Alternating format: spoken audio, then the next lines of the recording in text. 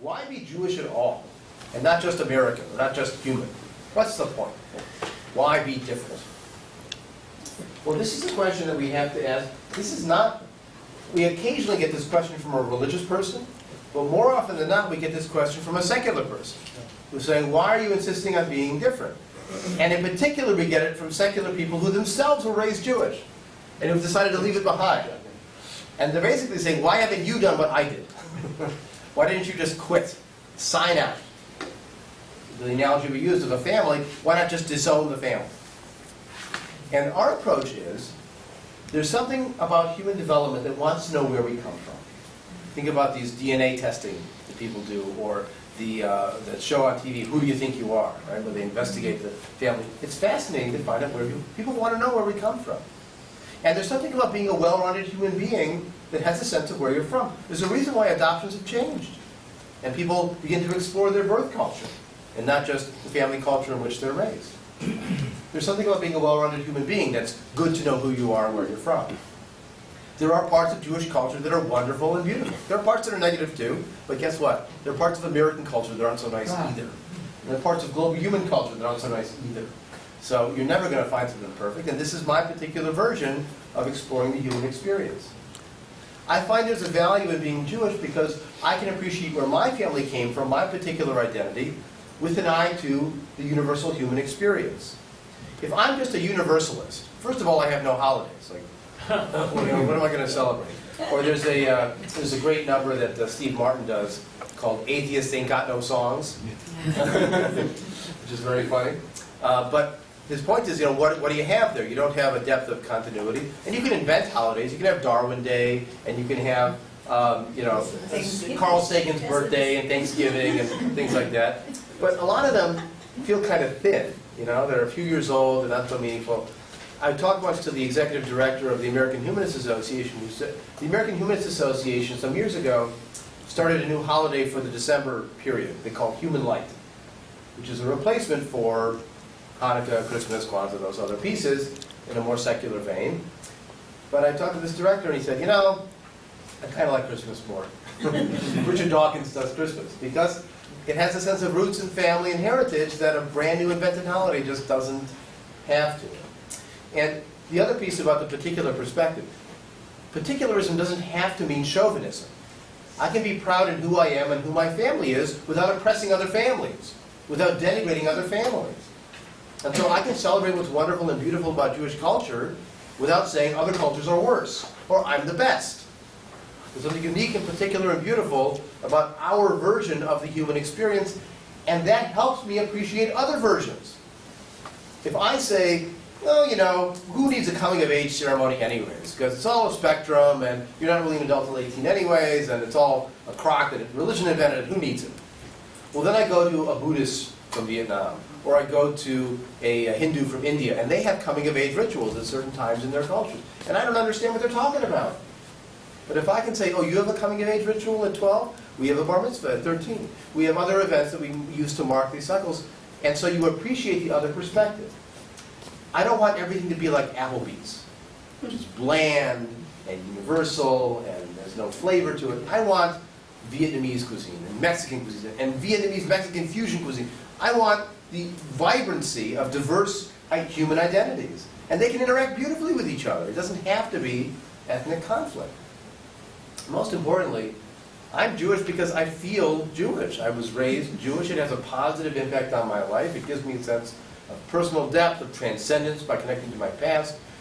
I remember lighting Hanukkah candles with my parents. I've lit Hanukkah candles with my children. They will light it with theirs, as far as I know. And they're 11 and 9, so I don't quite know.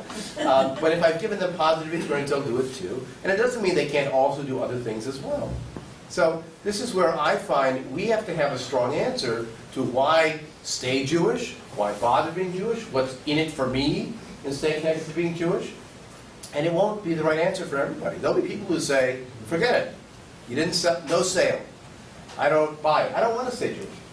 My response is, you're welcome to do that. I find positive value. It has helped me in many ways. I think it could help you too.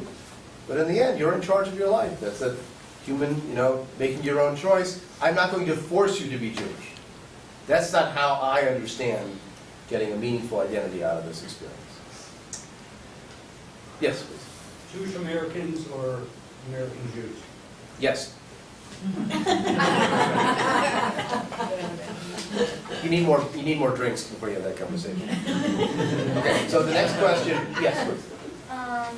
Regarding this question, how come, if I look at this paper on both sides, this is sort of one of the only examples of a pushback or a question that you would get from that side of the rainbow? Okay. Is it because it's unusual to get this type of a pushback? Well, I mean, some of these questions you would get from a secular direction too. So we've had people who say, like, how can you be Jewish if you don't believe in God? You can have a secular person who says that. There are secular people who say, well, Judaism is a religion. We had someone at the Friday night service who was raised Jewish. He's married to a Unitarian minister.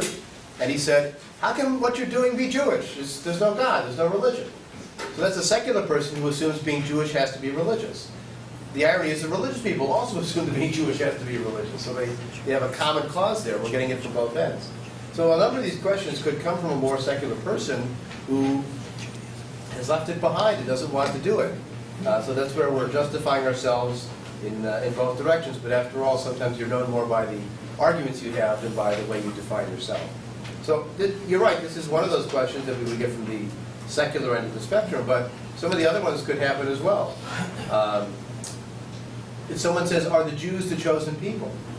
They could be someone who wants you to say, yes, they are, and then they could say, forget it, I reject you. Because they hate the idea of the chosen people. And if you're willing to say the Jews are the chosen people, then they want nothing to do with you. And our response by saying, we don't seem to think of the Jews as the chosen people. We think of them as the choosy people, particular and picky. But they're different and unique in the way that all peoples are different and unique.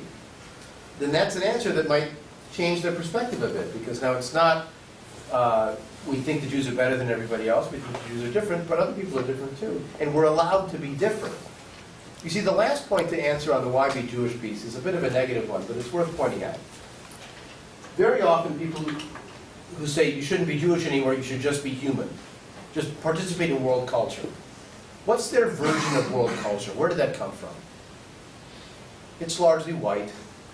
It's largely European. It's largely, post-Enlightenment. It's a particular kind of human culture. And it's often, abandoning the particular it's not like it incorporates Yoruba music. It tends to focus on Mozart and Beethoven, and that's world culture. Well, guess what? It's a particular style of human culture. There's a wonderful quote in one of the essays in our anthology, Judaism in a Secular Age, which says, no one lives in the universe. There's no address that says 35 Postville Road, the universe. Even the Universal Post Office couldn't deliver a message to that address. People live in a place or a time.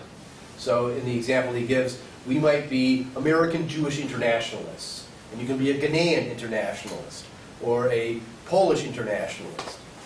But if all you say is you're an internationalist, you're stripping who you are of some of its important meaning. That you're American Jewish internationalist tells people where you come from, even if you share an outlook on the world. So we do have to respond to the secular critique, and often it's a similar kind of question, it's just phrased a little bit differently. And understand you're going to get questions from that direction too.